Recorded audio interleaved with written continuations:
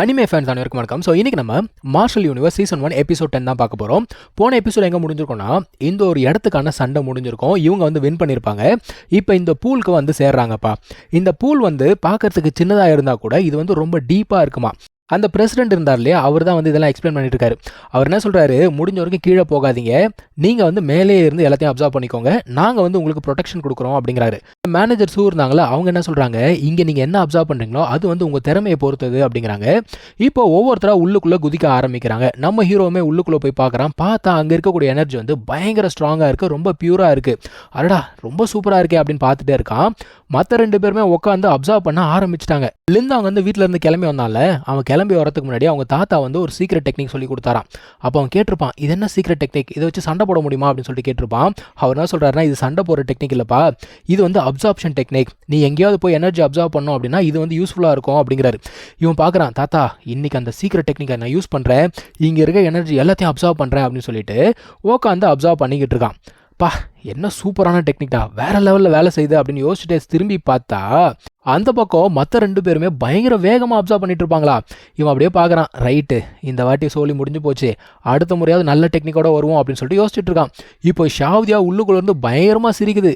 பா வேற லெவல் டெக்னிக்டா, தாறுமாறு அப்படிங்குது. அதான் இவன் சொல்கிறான், இப்போ எதுக்கு நீ வெளியில் வந்த, என்னை கிண்டல் பண்ணுறதுக்கு தான் வெளியில் வந்தியா, ஒழுங்கு முறையாக உள்ளுக்குள்ளே போயிடு அப்படின்றான்.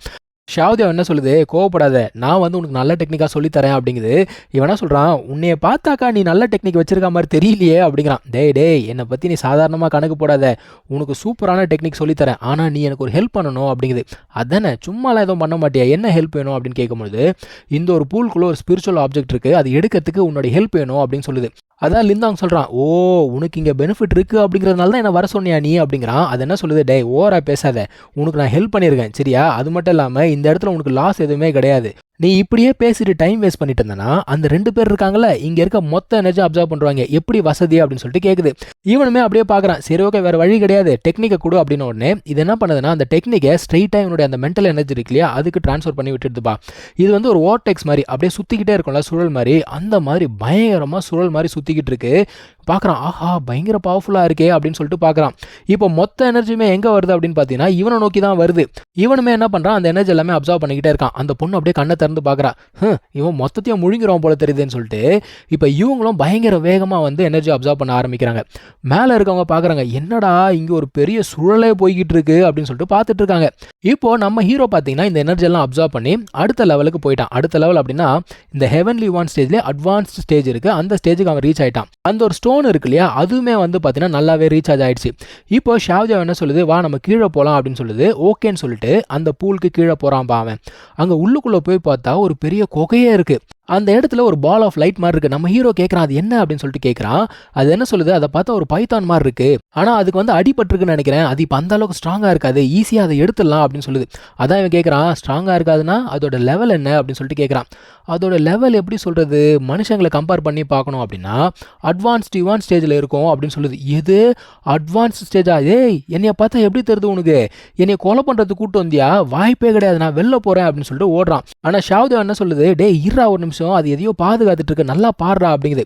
ஸோ அந்த இடத்துல ஒரு 3 பில்ஸ் மாதிரி இருக்கு, இதை வந்து இன்யாங் பில்ஸ் அப்படின்னு சொல்றாங்க. இந்த பில்ஸ் வந்து ஃபார்ம் பண்ணோம் அப்படின்னா பல ஆயிரம் வருடங்கள் அப்படிங்கிறது ஆகுமா. ஸோ இதை இவன் அப்சர்வ் பண்ணோம் அப்படின்னா அந்த அட்வான்ஸ்ட் ஸ்டேஜ் இருக்கு இல்லையா, அதுக்கு டைரெக்டாக போக முடியும். இவனுக்குமே ஆசை தான், இருந்தாலுமே என்ன சொல்றான், இந்த பேர் அதுக்கு ஆசைப்பட்டேன் வச்சுக்கோ என்னோட உயிர் போயிடும், அது பயங்கர ஸ்ட்ராங்காக இருக்கு, உயிர் போச்சுன்னா நான் ஒன்றுமே பண்ண முடியாது, ஆல்ரெடி அங்கே ஒருத்தன் வெயிட் பண்ணிக்கிட்டு இருக்கான், நான் வந்து இந்த சண்டைக்கு வரமாட்டேன் அப்படிங்கிறான். அது என்ன சொல்லுது, டேய் சண்டை போட போகிறது நான், நீ ஏன்டா டென்ஷன் ஆகுற அப்படிங்குது. நீயா, உங்ககிட்ட பவரே இல்லைன்னு சொன்னியே அப்படின்னு சொல்லும்போது, இங்கே பாரு என்கிட்ட பவர் இல்லை தான், ஆனால் நீ என்ன பண்ணு, உன்னோட பவரை கொஞ்சம் ஸ்டோனுக்கு கொடு, அந்த பவரை எனக்கு கொடுத்த அப்படின்னா நான் போய் சண்டை போட முடியும் அப்படிங்குது. அதாவது இவர் வந்து ஃபஸ்ட்டு இருந்ததை விட 0.01% பவரில் தான் இப்போ இருக்காராம், ஆனால் அந்த பவர் போதும்டா எனக்கு, அதை ஈஸியாக டிஃபீட் பண்ணுருவேன் அப்படிங்குது. இவனுமே பார்க்குறான், இப்போ தான் நான் கொஞ்சம் அட்வான்ஸாக வந்தேன், அதுக்குள்ளே மொத்தத்தையும் பிடுங்குறேன்னு சொல்லிட்டு சரி போய் தொலை வச்சுக்கோன்னு அவனோட எனர்ஜி எல்லாத்தையுமே ஸ்டோனில் ட்ரான்ஸ்ஃபர் பண்ணி அந்த எனர்ஜியை ஷாவ்தியாவுக்கு கொடுக்குறான்ப்பா. இப்போ இது என்ன பண்ணுது, போய் அந்த ஒரு பீஸ்ட் சோலை வந்து முழுங்கலாம் அப்படின்னு சொல்லிட்டு பார்க்குது. அது ஒரு டெக்னிக்கை பயன்படுத்தி அதை விழுங்கலான்னு பார்க்கும்பொழுது அந்த ஒரு பாம்பு அங்கே வந்துருமா. அதாவது அது பீஸ்ட் சோலாக இருந்தது, இப்போ பெரிய பாம்பு ஷேப் எடுத்துச்சு. ஷாவ்தேவ் அப்படியே பார்க்குது, ஆஹா பிரச்சனை வந்துடுச்சு அப்படின்னு சொல்லிட்டு ஓட ஆரம்பிக்குது. அந்த ஒரு பீஸ்ட் வந்து பார்த்தீங்கன்னா அட்டாக் பண்ணுது. இதுவுமே ஓடிக்கிட்டே இருக்குது. அவன் அங்கேருந்து கத்துறான், டேய் அந்த பக்கம் எங்கே ஓடுற, வெளியில் ஓடுற வழி இந்த பக்கம் இருக்குது அப்படிங்கிறான். டேய் நான் வெளியிலலாம் ஓடலடா, அதை நம்ம எப்படியாவது டிஃபீட் பண்ணியே ஆகணும், உனக்கு அந்த இன்யாங் பில்ஸ் வேண்டாமா அப்படின்னு சொல்லிட்டு கேட்குது. சரி அதை எப்படி தான் டிஃபீட் பண்ணுறது அப்படின்னு கேட்கும்போது, உன்னோட மொத்த எனர்ஜியுமே அந்த ஒரு கல்லில் ட்ரான்ஸ்ஃபர் பண்ணு அப்படின்னு சொல்லிக்கிட்டு இருக்கு. இவனுமே அடடா என்னடா இது வேறு வழி இல்லைன்னு சொல்லிட்டு மொத்த எனர்ஜியுமே அந்த ஒரு ஸ்டோனில் ட்ரான்ஸ்ஃபர் பண்ணிக்கிட்டு இருக்கான். இந்த டைமில் ஷாவ்தா என்ன பண்ணுது, அந்த ஒரு கல்லுக்குள்ளே போயிடுதுப்பா. அதை ஃபாலோ பண்ணிக்கிட்டே இப்போ இந்த பாம்பு இருக்குது பாருங்க, நம்ம ஹீரோ பக்கம் திரும்பிடுச்சு. ஆஹா இந்த ஒரு எலி நம்மளை ஏமாத்திடுச்சுரா, நம்மளை வம்புக்கு இழுத்து விட்டுடுச்சு, செஞ்சு விட்டு தான் போகும் போல தெரியுதுன்னு சொல்லிட்டு யோசிச்சுக்கிட்டு இருக்கான். இப்போது அந்த பாம்பை அட்டாக் பண்ணுறதுக்கும் இந்த ஒரு கல் ரியாக்ட் ஆகிறதுக்கும் கரெக்டாக இருக்குது. வெளியில் வந்து பார்த்தீங்கன்னா புகை மூட்டமாக இருக்குது. அந்த புகை மூட்டத்துக்குள்ளே ஒரு பெரிய பீஸ்ட் ஒன்று நின்றுட்டு இருக்குங்க.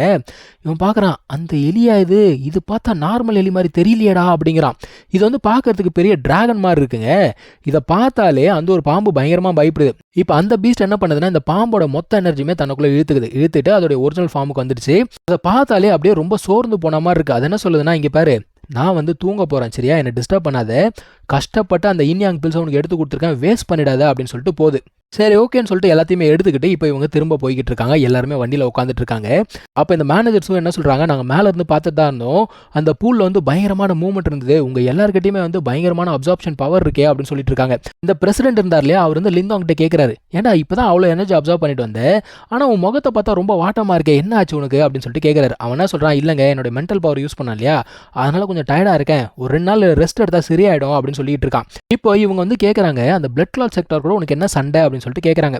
இவன் வந்து சொல்கிறான், இந்த மாதிரி வந்து இல்லை ஒரு சண்டை ஒன்று இருக்குது, நான் வந்து சேலஞ்ச் அப்படிங்கிறத அக்செப்ட் பண்ணியிருக்கேன், அந்த பிளட் கிளாட் செக்டாரோட லீடர் கூட தான் நான் சண்டை போட வேண்டியிருக்கு அப்படின்னு சொன்ன உடனே, டேய் என்னடா சொல்கிற நீ, அந்த ஆள் வந்து பர்ஃபெக்ட் ஒன் ஸ்டேஜில் இருக்கான், நீ எப்பறம் அவங்க கூட சண்டை போட முடியும் அப்படின்னு சொல்லிட்டு கேட்குறாங்க. அது மட்டும் இல்லாமல் உன் கூட வந்து சண்டை போடுற அளவுக்கு நீ என்ன தான் பண்ண அப்படின்னு சொல்லிட்டு கேட்குறாங்க.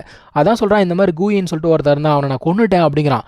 எது அவனை கொன்னுட்டியா அப்படின்னு சொல்லிட்டு மறுபடியும் ஷாக் ஆகுறாங்க. ஏன்னா அவன் வந்து பார்த்தீங்கன்னா லெவல் 2 சீல் மாஸ்டர் இல்லையா, எப்படா அவனை கொன்ன, அதனால தான் டெத் மேட்ச் போட்டிருக்கான் அப்படிங்கிறாங்க. சரி ஓகே உனக்கு இப்போ என்ன ஹெல்ப் வேணும் அப்படின்னு கேட்குறாங்க. ஆக்சுவலாக இவங்க என்ன சொல்கிறாங்கன்னா, இங்கே பாருப்பா மறைக்கிறதுக்கு ஒன்றுமே கிடையாது, அந்த பிளட் உல்ஃப் கேங்கு அந்த பிளட் கிளாட் செக்டார் 2 பேருக்குமே வந்து கனெக்ஷன் அப்படிங்கிறது இருக்குது. ஸோ மறைமுகமாக அவனுங்களும் எங்களுக்கு எதிரி தான், நீ வந்து அவனை கொன்னுட்ட அப்படின்னா அது வந்து எங்களுக்குமே வந்து பெரிய பெனிஃபிட் தான், ஸோ உனக்கு ஏதாவது ஹெல்ப் வேணும்னா கேளு, நாங்கள் வந்து பண்ணுறோம் அப்படிங்கிறாங்க. அவன் என்ன கேட்குறான், சரி நீங்கள் கேட்டதுனால நான் சொல்கிறேன், என்கிட்ட என்ன தான் எனர்ஜி அப்படிங்கிறது இருந்தால் கூட சண்டை போகிறதுக்கான நல்ல டெக்னிக் என்கிட்ட இல்லை, ஸோ எனக்கு தேவையான டெக்னிக்ஸ் உங்ககிட்ட ஏதாவது இருந்தால் கொடுங்க அப்படிங்கிறான். இவங்க வந்து ஒரு டெக்னிக் கொடுக்குறாங்க. அவங்க என்ன சொல்கிறாங்கன்னா, இந்த டெக்னிக்கை யூஸ் பண்ணி கிட்டத்தட்ட 15 எனர்ஜி சேனல்ஸ் அப்படிங்கிறது உன்னால் ஓப்பன் பண்ண முடியும், ஸோ இந்த ஒரு டெக்னிக்கை யூஸ் பண்ணிக்கோ அப்படிங்கிறாங்க. ஓகேன்னு சொல்லிட்டு வாங்கிக்கிறான். இப்போ வந்து திரும்ப வீட்டுக்கு போயாச்சு. போனதுக்கப்புறமா அவன் இழந்தான் இல்லையா பவர், அது எல்லாத்தையும் வந்து இப்போ திரும்ப கொண்டு வந்துட்டான். இப்போ அந்த இன்யாங் பில்ஸை கையில் எடுத்து வச்சுட்டு இருக்கான்பா. இது என்ன தான் பண்ணுது பார்க்கலாம் அப்படின்னு சொல்லிட்டு யோசிச்சுட்டு இருக்கான். அங்கே தான் இந்த ஒரு எபிசோட முடிக்கிறாங்க. நம்ம அடுத்த எபிசோடில் மீட் பண்ணலாம். தேங்க்யூ ஸோ மச் ஃபார் வாட்சிங். Take care. பை.